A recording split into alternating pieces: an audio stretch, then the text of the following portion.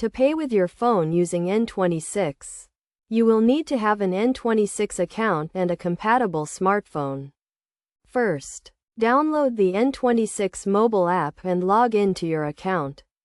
If you have not already done so, you will need to activate your N26 MasterCard in the app by tapping on the card icon and following the prompts. Next, you will need to set up your phone for mobile payments. For Android users, you can do this by going to your phone settings and selecting the NFC or payments option. For iPhone users, you will need to open the Wallet app and add your N26 card to it.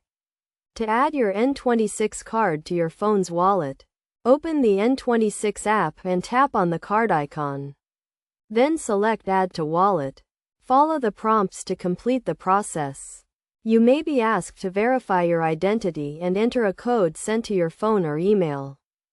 Once your N26 card is added to your phone's wallet, you can start making payments. To do this, wake up your phone and hold it near the contactless payment terminal.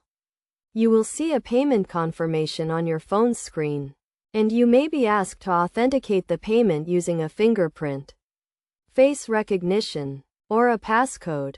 You can also use your phone to make online payments with N26. To do this, select the N26 card as your payment method at checkout, and you will be redirected to the N26 app to authenticate the payment. It is essential to keep your phone and N26 account secure to avoid any unauthorized transactions. Make sure to use a strong passcode and keep your phone's operating system and N26 app up to date.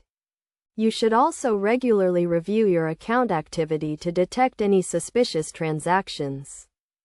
In case you lose your phone, you can lock your N26 card in the app to prevent any unauthorized payments. You can also contact N26 customer support to report your phone lost or stolen and request a new card.